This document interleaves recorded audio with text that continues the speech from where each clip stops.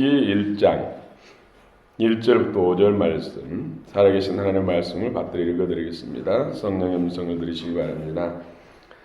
사사들이 치리하던 때에 그 땅에 흉년이 드니라. 유다 베들레헴의 한 사람이 그의 아내와 두 아들을 데리고 모압 지방에 가서 거류하였는데, 그 사람 이름은 엘리멜렉이요 그의 아내의 이름은 나오미요 그의 두 아들의 이름은 말론과 기련이니 유다 베들레헴 에브라 사람들이더라. 그들이 모압 지방에 들어가서 거기 살더니 나오미의 남편 엘리멜렉이 죽고 나오미와 그의 두 아들이 남았으며, 그들은 모압 여자들 중에서 그들의 아내를 맞이하였는데 하나의 이름은 오르바요 하나의 이름은 루시더라. 그들이 거기에 거주한 지 10년쯤에 말론과 기론 두 사람이 다 죽고 그 여인은 두 아들과 남편의 뒤에 남았더라. 아멘.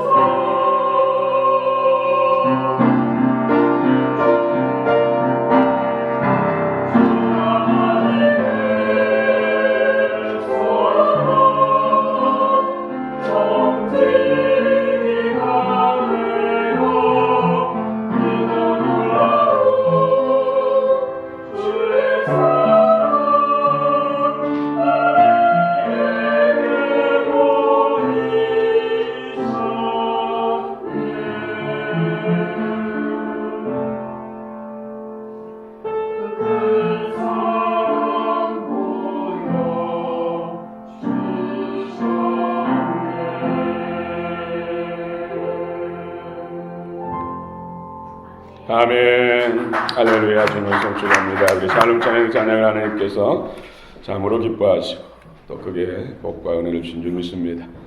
여러분들에게 넘치는 은혜가 임하기를 원합니다. 여러분 가정 가운데 하나님의 은혜의 손길이 임하기를 원합니다. 삶의 터전 가운데 직장과 사업과 학업 가운데 하나님의 성령의 기름 부음이 넘쳐나기를 원합니다. 올 가정의 달 특별히 예비하신 은혜가 있습니다. 오늘 무너진 가정 회복하는 은혜라는 제목으로 같이 은혜를 나누고자 합니다. 룻기서는 그 배경이 사사시대입니다. 사사시대를 한 400년 정도 사사시대라고 하는데, 이때가 영적으로 이스라엘의 암흑기라고 그렇게 이야기합니다. 영적 지도자가 없어서 사람들이 자기 소견, 자기 생각에 옳은 대로 살아갔다. 그래서 말씀이 없는 시대, 하나님의 영광이 가려진 시대, 그래서 영적 암흑 시대라고 표현합니다. 우리는 예수 그리스도 안에 구원받은 하나님의 자녀들, 성도라고 합니다. 우리가 늘 마음에 예수님을 믿고 또 하나님을 섬기며 살아간다고 하지만은 말씀과 동행하지 않는 삶은 예수님을 마음에 모셨다고, 하나님을 섬긴다고 말할 수가 없습니다. 오늘 소개하는 가정은 이스라엘인데, 선택받은 하나님의 백성인데, 또 가나안 땅에 정착하여서 하나님의 약속을 따라 사는 백성인데, 그것도 베들레헴, 떡집, 빵집이라고 하는 그 동네에 사는데 하나님 말씀이 없었습니다. 자기의 소견에 옳은 대로 행동했다는 것이죠. 그들이 사는 지역에 기근이면서 흉년이 들었습니다. 오늘 유다 한 가정을 하나님은 우리에게 소개하고 있습니다. 아버지의 이름은 엘리멜렉, 남편은 엘리멜렉이고 아내는 나오미, 두 자녀가 있는데 큰 아들은 말론이고 작은 아들은 기련입니다. 어떻게 보면은 참 단란한 그런 행복한 가정처럼 비춰집니다. 이스라엘 사람들에게서 특별히 성경의 이름은 참으로 중요합니다. 그 이름을 통해서 그들과 그의 특히 부모의 신앙을 볼 수가 있습니다. 아버지 이름은 엘리멜렉. 무슨 뜻인지 아시겠습니까? 엘리, 엘리, 나의 하나님, 나의 하나님. 멜렉, 멜렉, 왕. 나의 하나님은 왕이시다. 엘리멜렉의 부모가, 아버지가 그 아들을 놓고 이름을 엘리멜렉. 이 아들은 하나님을 마음의 중심에 모시고 그분의 말씀을 따라 하나님 앞에 살기를 원하는 뜻 안에서 엘리멜렉이라고 졌다는 것이죠. 아버지의 신앙을 볼 수가 있는 것이죠. 어머니의 이름은 나오미입니다. 나오미는 희락, 기쁨이라는 뜻이고, 또 감미로운 자, 사랑스러운 자, 은혜로운 자라는 뜻입니다. 역시 그의 부모가 나오미를 놓고 이 딸은 하나님의 은혜를 덧입고 하나님 앞에서 은혜를 받은 자, 사랑스러운 자, 참 많은 사람들에게 축복받은 그런 인생이 되기를, 그런 삶을 살기를 갈망하면서 이름을 나오미라 지었을 것입니다. 그의 부모의 신앙도 볼 수가 있습니다. 그런데 문제는 두 아들입니다. 엘리멜렉과 나오미를 통해서 태어난 두 아들, 말로는 병약하다는 뜻입니다. 허약하다는 뜻입니다. 물론 태어났을 때 병약하게 보이고 허약하게 보인다 할지라도 그렇게 이름은 지면 안 되잖아요. 그렇죠? 그런데 말론, 허약하다, 병약하다 그렇게 지었습니다. 둘째 차남은 기론인데 그 뜻은 낭비하다, 소비하다, 그치다 이 뜻이에요. 그 이름만 봐도, 그 자녀들의 이름만 봐도 그 신앙을 볼 수가 있지. 환경적이고 세속적이고 상황적인 것을 볼 수가 있습니다. 가정에 하나님의 은혜, 영적 부흥, 하나님의 축복은 부모의 신앙이 참으로 중요합니다. 이 가정의 제사장인 엘리멜렉의 신앙의 문제점을 볼 수가 있습니다. 말씀드린 대로 두 자녀를 이름을 말론과 기력, 병약하고 허약하고 낭비하고 소비하고 그치다. 그 이름을 봐도 그의 신앙의 문제점을 볼 수가 있다는 것이죠.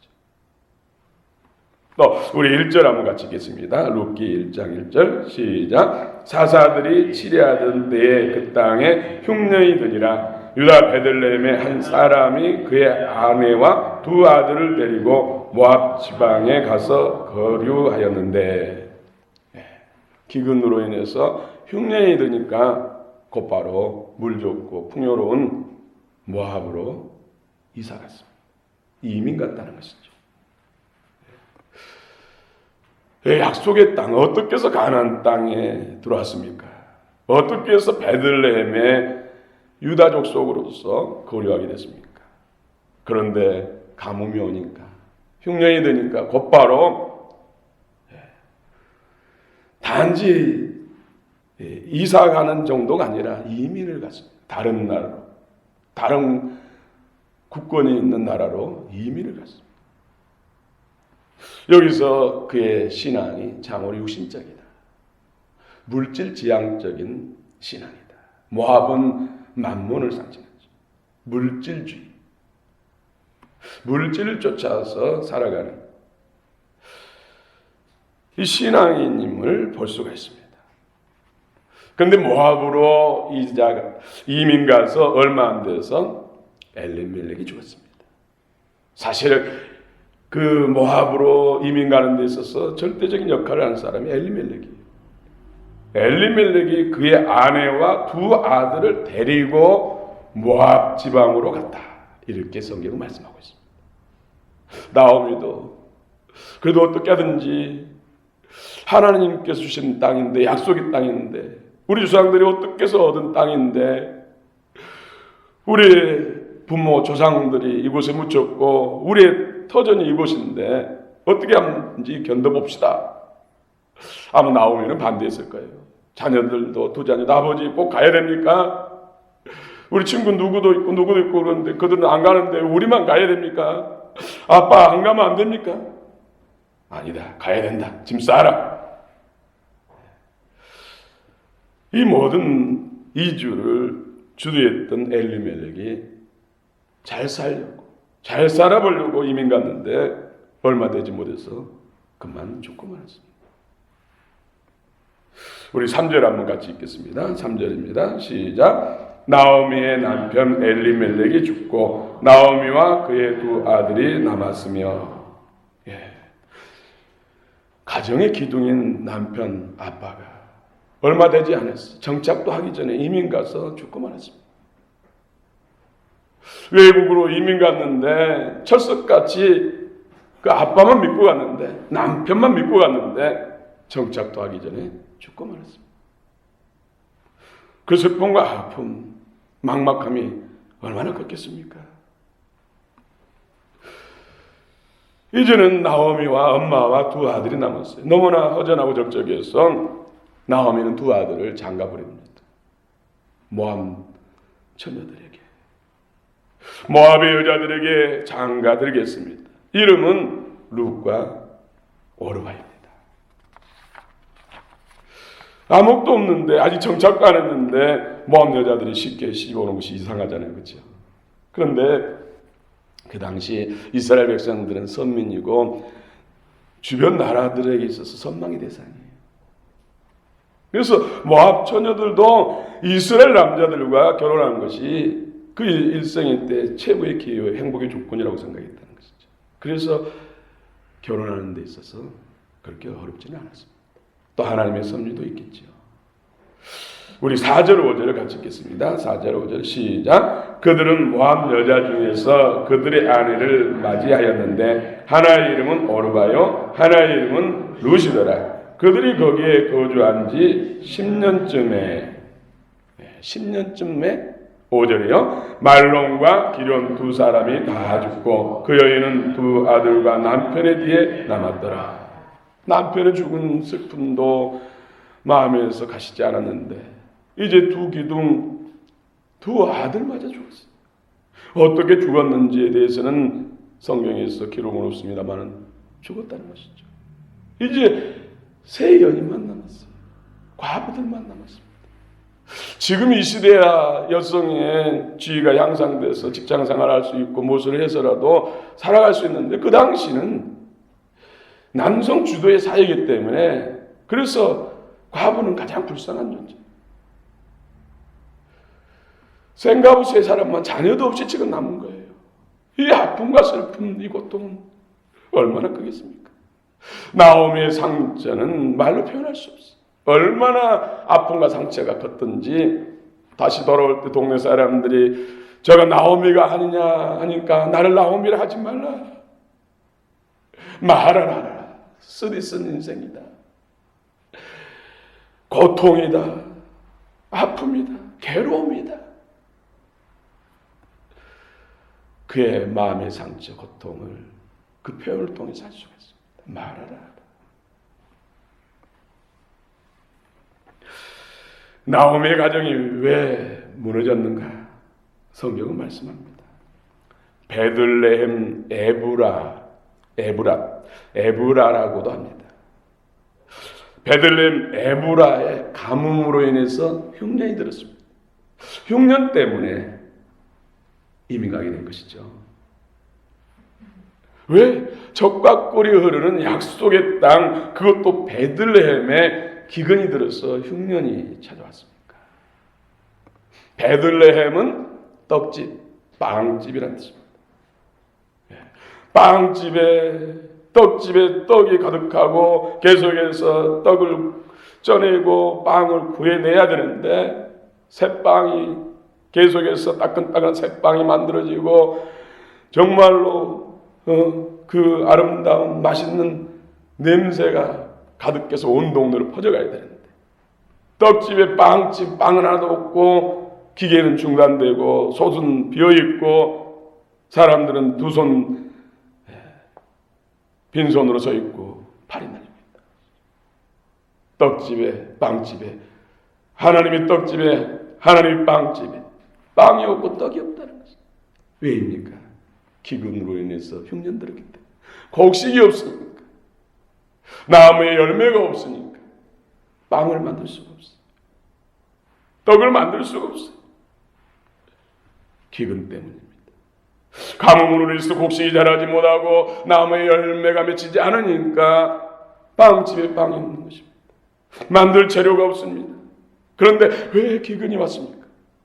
왜 하늘문이 닫히고 비가 내리지 않았습니까?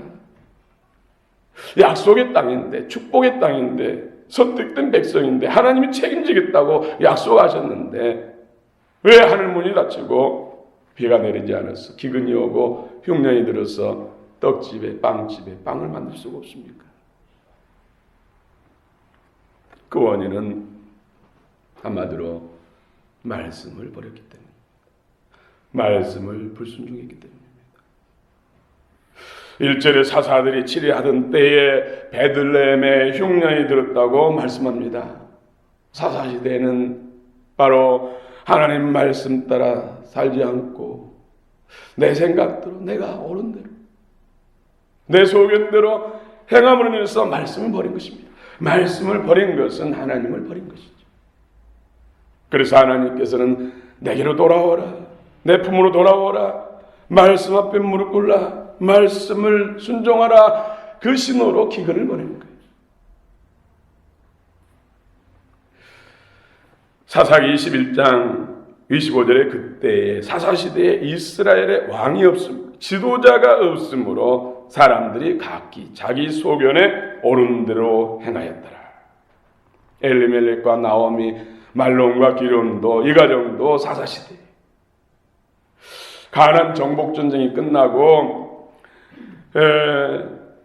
이스라엘의 지도자는 왕과 같고 선지자 같은 사람은 여호수아였습니다. 여호수아가 살아있는 동안에는 모든 백성들이 하나님 말씀 앞에 살았습니다. 그런데 여호수아가 죽고 나자 지도자가 없으니까, 그들을 리드할 지도자가 없으니까 각자 견해에 따라, 생각에 따라서 옳은 대로 행했다는 것이죠. 말씀이 기준이 아니라 내 자신이 기준이었다는 것이죠. 이것이 곧바로 하나님 말씀을 불순종한 것이요, 버린 것이요, 하나님을 버린 것이라는 것이죠. 그래서 하나님은 기근도 보내고 또 이민족을 통해서 전쟁도 일으키시고, 그래서 하나님께 돌아와서 또 하나님 말씀 앞에 무릎 꿇으면 또 회복시키시고, 또 평안을 주시고 번성을 주시고, 그래서 또 이스라엘 백성들이 자기 속에는 오는 대로 행하고 우상에 빠지고 하나님을 버리면 또 하나님이 그런 왕벌을 보내고 기근이나 재앙이나 질병이나 전쟁을 통해서 또 내게로 돌아오라 하면 또 그때 회개하고 또 잘못했다고 하고 하나님 앞에 말씀 붙들면 하나님은 또 회복시키시고 태평성들 주고, 이것이 400년 넘도록 반복합니다. 오늘 시대에 우리가 예수를 영접했다 하고 예수 믿는다고 하지만은 예수님의 말씀이, 그분의 뜻이 내 중심의 삶에, 내 앞길에 발의 등이고 빛이 아니라면 우리 또한 말씀을 버리는 것이나 마찬가지라는 것이죠. 우리에게 이런 환난과 고통이 왔을 때 하나님이 원하신 것은 말씀 앞에 돌아와라, 말씀 앞에 무릎 꿇라, 말씀을 붙들고 그 말씀을 마음에 모시고 그 말씀을 따라 살라는 주님의 사인이요, 주님의 외침이라는 것을 기억하시기 바랍니다. 레위기 26장 14절, 15절, 20절을 제가 읽어드리겠습니다. 그러나 너희가 내게 청종하지 아니하여 이 모든 명령을 준행하지 아니하며 내 규례를 멸시하며 마음에 내 법도를 싫어하여 내 모든 계명을 준행하지 아니하며 내 언약을 배반할진대 너희의 수고가 헛될지라. 땅은 그 산물을 내지 아니하고 땅의 나무는 그 열매를 맺지 아니하리라. 하나님께서 이스라엘 백성들을, 오늘 저와 여러분들과 약속은 복을 약속해요. 이 땅의 복과 영생의 복을 약속했어요. 그 약속, 우리가 쌍방간의 약속이라는 것이죠. 무조건적인 하나님만 우리를 이해해 주시고 용서하고 축복해 주시고 영생천국 하나님의 기업을 준다는 약속이 아니라 너희도 내 말, 내 뜻대로 살면 그러겠다는 쌍방간의 언약이라는 것을 기억해야 돼요.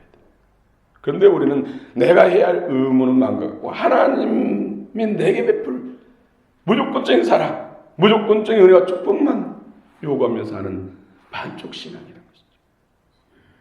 오늘 엘리멜렉이 그와 같은 신앙이었다는 것이죠.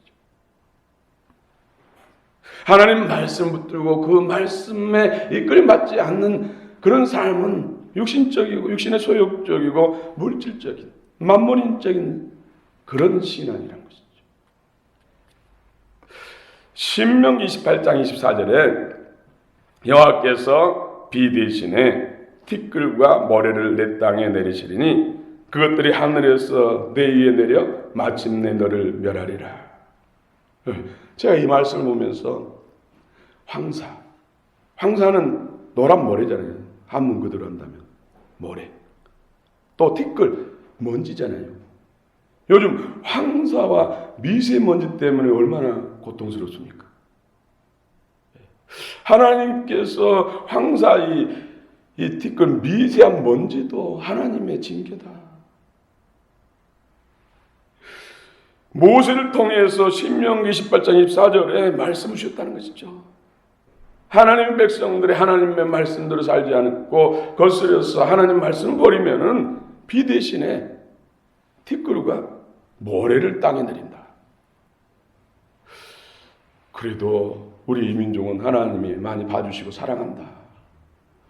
그래도 비는 내려주시잖아요. 그렇죠?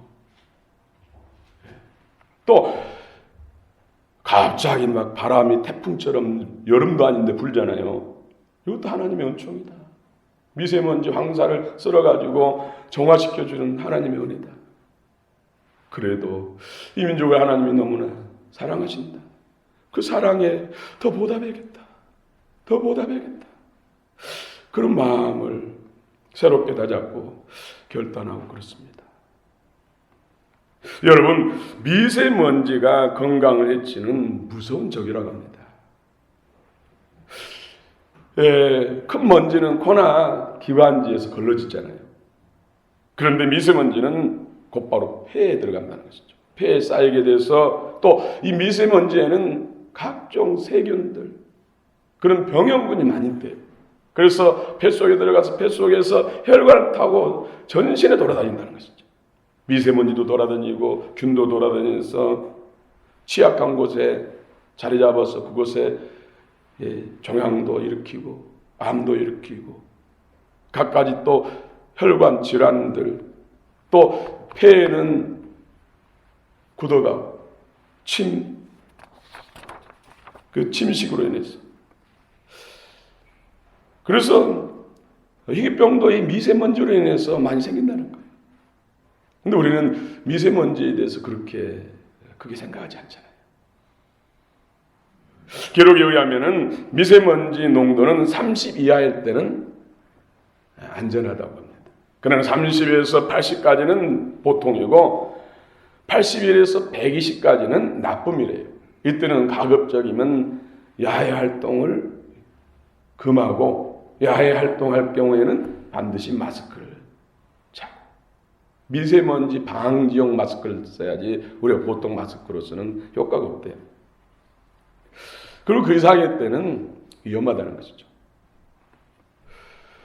얼마 전에 아주 건강미가 넘치는 근육질의 유명한 MC 또 여러 연예인들을 건강 체크를 한 프로그램이 있더라고요.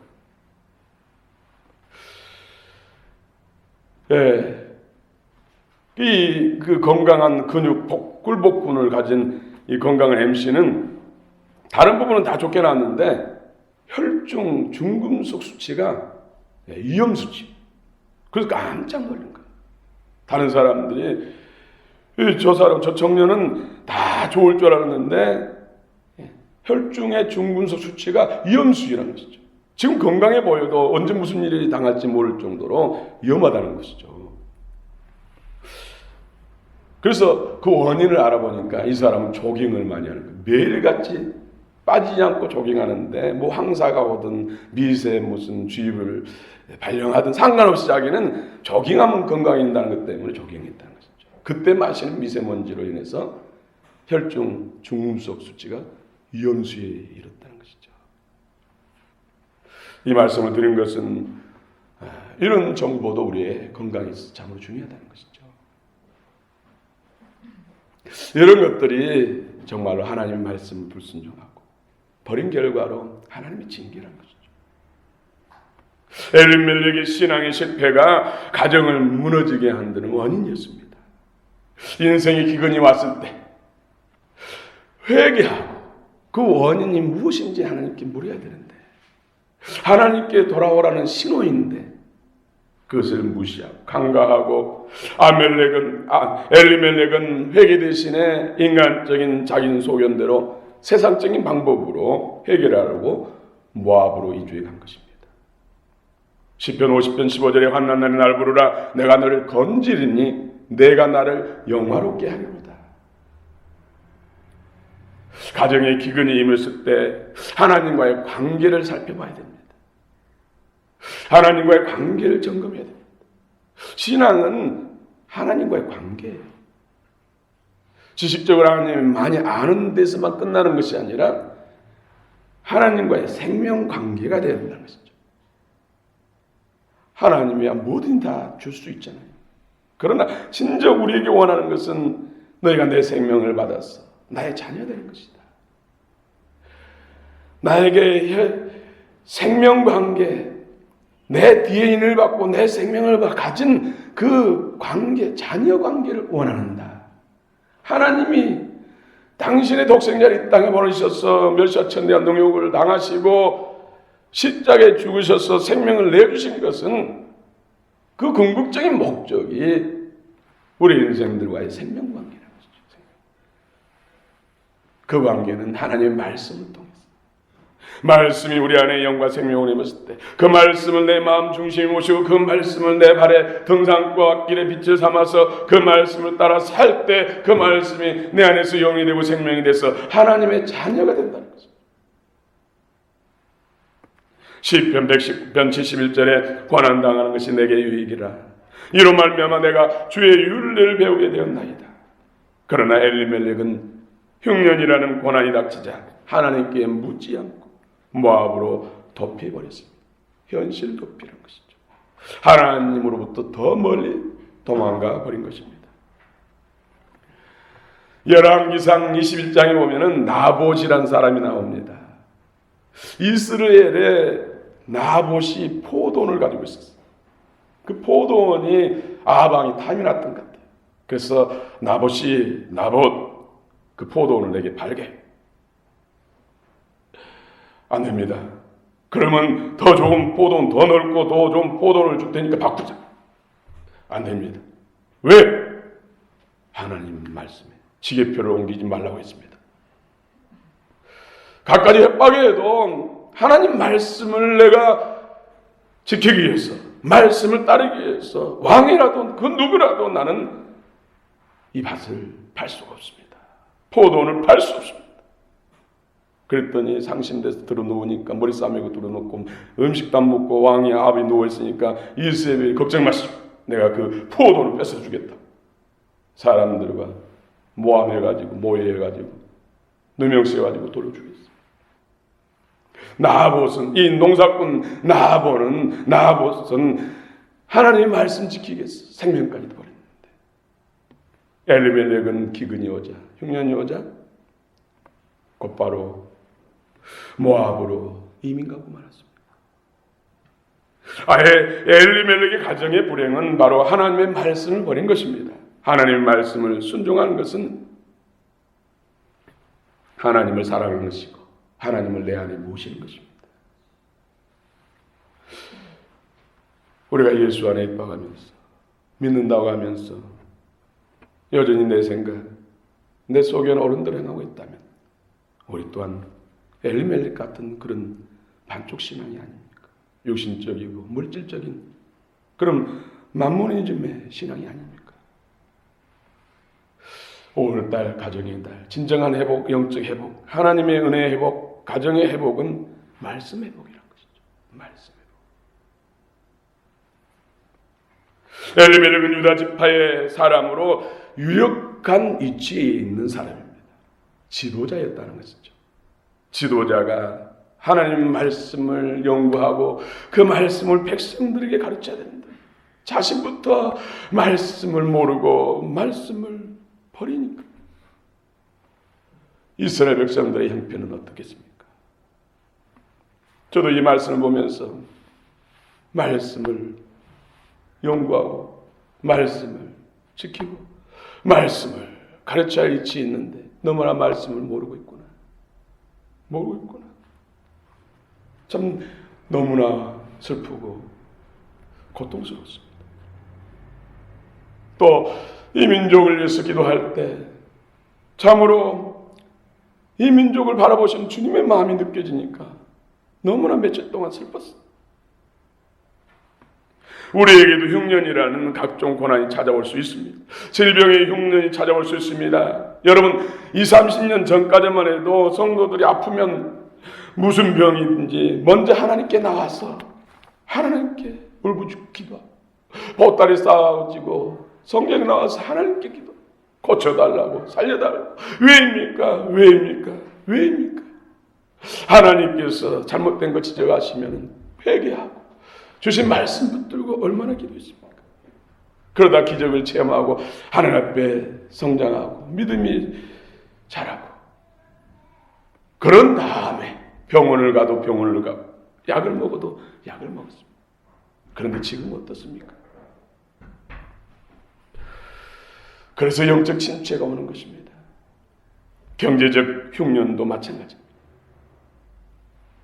20-30년 전만 해도 어려우면은 하나님의 성전에 보따리 쌓고 와서 철회하면서 때로는 금식하면서 하나님 도와달라고 내가 누굽니까? 하나님의 자녀가 아닙니까?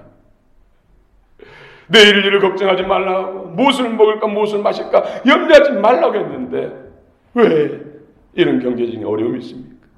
재정에 문제가 생깁니까? 하나님 복에 거누시고 모든 게 주의 소유고 나는 주님의 자녀인데 왜입니까? 가르쳐 주세요.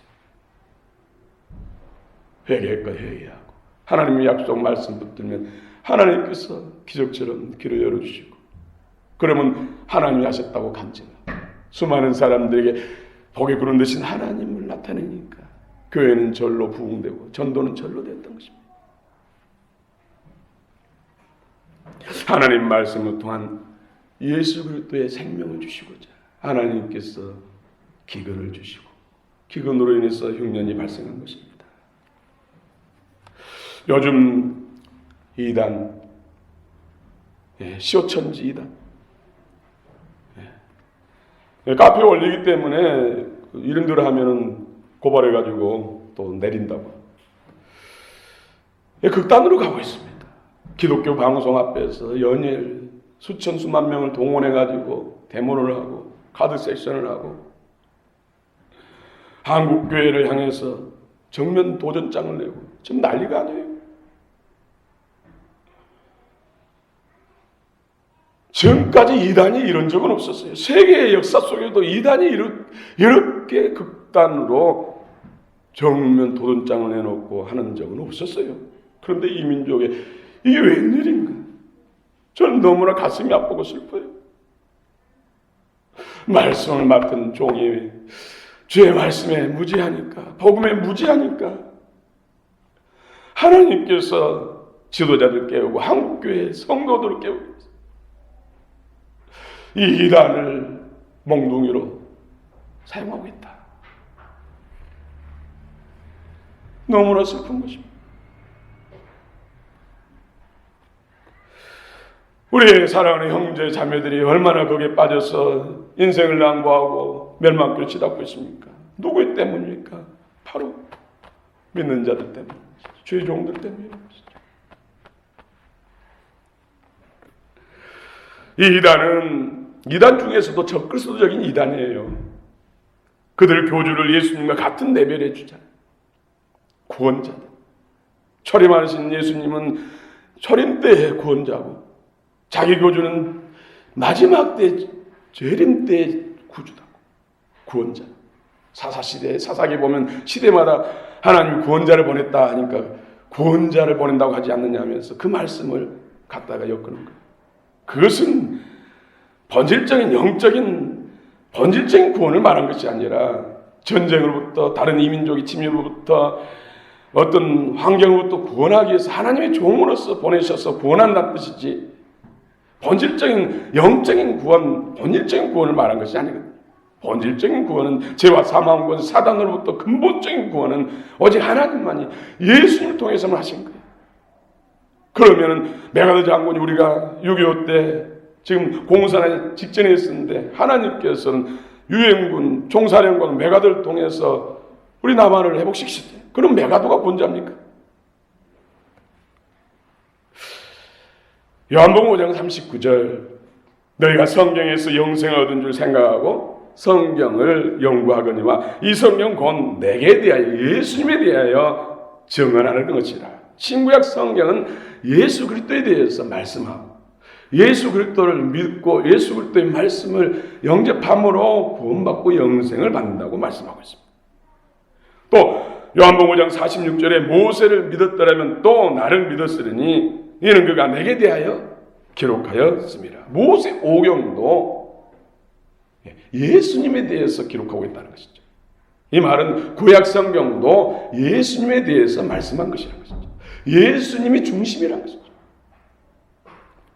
요한복음 20장 31절에 오직 이것을 기록하면 너희로 예수께서 하나님의 아들 그리스도이심을 믿게 하려 하며 또 너희로 믿고 그 이름을 힘입어 생명을 얻게 하려 함이니라. 성경을 기록한, 신구약 성경 우리에게 기록해 주신 것은 예수 그리스도, 하나님의 아들 예수 그리스도를 믿고 그 이름을 힘입어서 구원을 얻게 하시기 위해서 성경을 주셨다. 성경. 사도행전 4장 12절에 다른 이로서는 구원을 받을 수 없나니 천하 사람 중에 구원받을 만한 다른 이름을 우리에게 주신 일이 없음이라 하였더라.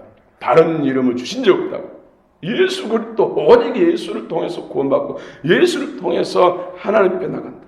요한복음 14장 6절에 예수께서 이르시되 내가 곧 길이요 진리요 생명이니 나로 말미암지 않고는 아버지께로 올 자가 없느니라. 천국에 올 자가, 영생의 복을 누릴 자가 없다고. 예수님 외에는 누가 다른 구원자가 있다고 성경이 말합니까? 성경은 이렇게 중요합니다. 성경.